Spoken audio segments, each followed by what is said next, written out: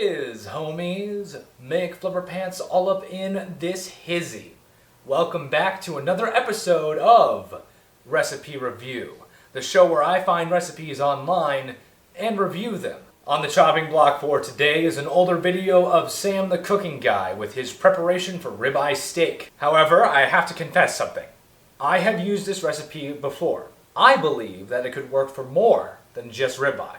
So we'll be exploring that in this video as well. And with that being said, let's get started by checking out the original recipe. Alrighty, let's start taking a look at this recipe I'm making Kelly's from Sam the cooking guy. of all time. Big ass ribeye. That's Oh, that steak looks beautiful. one big ass ribeye. I'm not This cooking a ribeye is one like I did and last 1/4 time I pound. made this sauce. I am going to be cooking a much here's how this goes cheaper down. cut We of cook the meat steak. to It demonstrate comes out, it rests, that this swallows sauce, We in make my the most opinion, can be amazing, used with simple, any little, delicious steak. For our next ingredient coming in, which is a clove of garlic. The smell is insane. I'm going to be using a lot more than just one clove of garlic. I really appreciate that he's not giving measurements. It kind of helps alleviate the stress of figuring out how to cook as you go, because you're making it. You're just cooking it. You don't need to make a ton of measurements. It's just you don't need to be precise. You can go with the flow. So much of it's gonna be to your own taste, you know. So it's nice that he's not giving precise measurements. I like that. There's a little fresh ground pepper and some parsley. I'm not gonna do that. I don't have any fresh parsley. Sorry. I want to use my fingers, but Max said no, use a fork. Okay. Kelly's favorite. Looks like we're gonna be making this guy, right? Gonna be reviewing this recipe. Now, of course, this is recipe review. We're not just going to review the final product. We're going to review what the presentation of said recipe. So, first check. We're gonna check something real quick. We're gonna go ahead and check this description here. Oh, would you look at that? We got ingredients. There we go. That's what I'm looking for. And again, no measurements. Much appreciated. Not, for certain recipes, like for baking and things like that, I would want to see.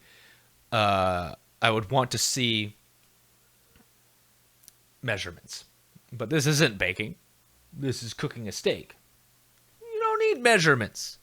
It's very, very go with the flow when it comes to steak, at least in my opinion. My incredibly humble opinion. Let me see. Anything else? So, I think my biggest critique really has very little to do with the actual recipe itself. It's just an unrealistic portrayal of cooking for us normals, us normal people who don't have what looks like a fucking villa of an outdoor kitchen. But that's not really that big of a deal if the advice is good, and his advice has been good. I just would have liked to see him maybe finish it in an actual oven, maybe not use a grill, especially since he was using a cast iron skillet anyway. So I can't give him a perfect score on the presentation of the recipe, but it's still pretty good. I'm gonna give it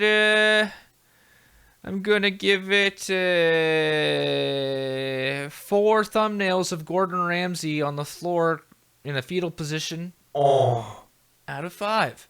Alrighty, so I have all of the ingredients laid out here. Steak, heavy cream, Dijon mustard, Worcestershire sauce, butter, shallots, garlic, oil. This steak was seasoned by past Matt and left in the fridge overnight to, really absorb all that seasoning. Isn't that right, past Matt? Oh yeah. Yeah, I seasoned the steak. I'm making egg. Do you want egg? Nobody likes you, past Matt. Over here, we have the sauce ingredients. And I went ahead and prepped some of it so that I'm not rushing during the cooking process. I'm sure future Matt will appreciate it. Isn't that right, future Matt? You know how much I appreciate what you do for me, present day Matt. You're a great guy, future Matt. So what I'm going to do now is I think I'm going to trim off some of this fat on the top to give us a bit more of an even sear. And I'm going to go ahead and oil and get started on the cooking. I don't mind using canola oil because it is a neutral tasting oil and imparts very little flavor on the meat that you're cooking in. You might be noticing that I'm using a cheaper cut of steak as well. This is not ribeye like the original recipe called for. It is a very cheap cut of New York strip. Alrighty, that guy's getting pretty hot. Remember to lay the steak away from your body.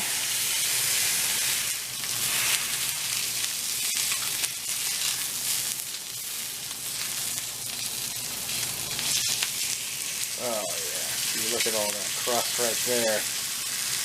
Oh yeah, look at that, look at that. Alrighty, so I checked the bottoms and there's some nice crust on both sides, so now I'd say it's ready to go in the oven.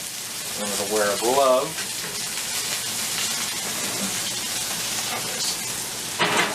Toss it in there. And since they are so thin, I think I'm just going to leave it in there for like 5 minutes. So I'm going to go ahead and set a timer. Oh my god, Boba, why? Why? The oven is on. Why? Why are you doing this to me? Alright, there's the timer. Let's check the temperature on the good old instant read meat thermometer. Oh yeah, that's ready to come out. Yep, 133, which means I overcooked it a little bit there more than I want to, but you know what, it's fine. Because the sauce will make everything better. Where's my mitten? Smooth brain move of me right there. Alrighty. Put that there. We're gonna let them rest. Covered in aluminum foil, which I forgot to put on them, so I'm gonna do that now. Now we're gonna turn the stove back on. This time to low-ish, you know, just low-ish. And we're going to use the pan drippings to help make the sauce flavorful. We're going to take a knob of this butter, using Irish butter, because that's what I have. A little fancy for a sauce, but you know, it is what it is. Measurements don't really matter that much, you know, you just kind of throw everything together. It's nice. I'm going to put that in there. Add a little bit of extra oil so that this butter doesn't burn. Just a smidge. Yeah, that's a smidge right there. And now we add our shallots. So I'm just going to grab by the fistful. Or not. I put it in too early, but thankfully the sauce is very forgiving. There we go. Now it's starting. So now we add some crushed garlic. I got to get my garlic crusher, but not have the fancy Silas garlic crusher that Mr. Sam the cooking guy has. I instead have this OXO Good Grip one. Works the same. All garlic crushers kind of work the same. The OXOs are just really nice. You just crush them, slice, slice, slice. Get in there. See how I'm touching just the side and not the edge to get those extra little nubbins of garlic off? I hope so, because I'm filming it. Oh yeah, nice. If you're gonna buy a garlic crusher, just make sure to get an all metal one. I used a plastic one for so long and it was just miserable. Absolutely miserable. Time to add the main ingredient, heavy cream. Ooh, yeah, look at that. We gotta let this sit for a little bit. You want to make sure that's nice and covered. Get this little razzle dazzle here. Yeah, razzle dazzle that. And once it starts steaming, that's when I like to add the Dijon Mustard. And this is just to taste. You just put in the amount that you like. It's very simple. It's nice and easy. Worcestershire sauce. Just a smidge. Like, that's all that's needed. Salts, which I need to refill pretty soon. Some cracked pepper.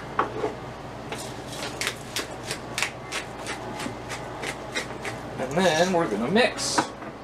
Get it nice and mixed in there, baby. Oh yeah. And it makes this hilariously unappetizing color. Like, just the worst color. You want to coat the back of a spoon. Let's see how that tastes. Damn. You could give me a bowl of that. Just give me a bowl of that and I'll spoon it into my mouth like a goddamn soup. Holy crap. Delicious. This is so hard to do one-handed. Oh, fuck.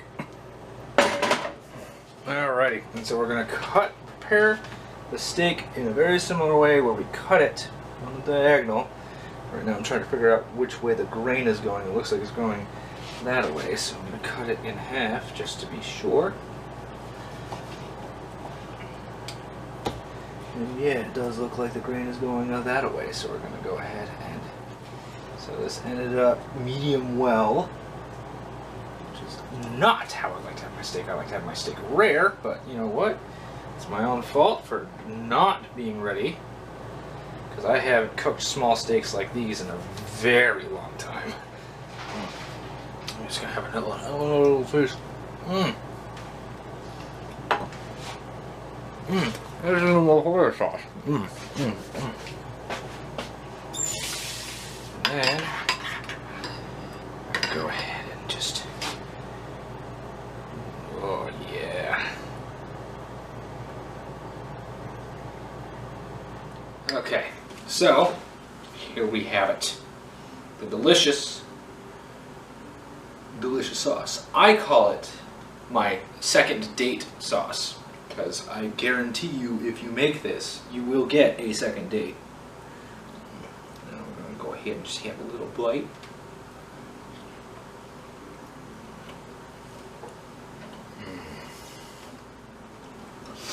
It's magical, man. Oh, man.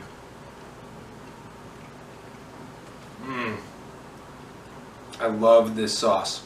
I use this sauce all the time because it would make cheap cuts of steak, like this thin New York strip that I got, taste amazing. And it made amazing cuts of steak taste even better.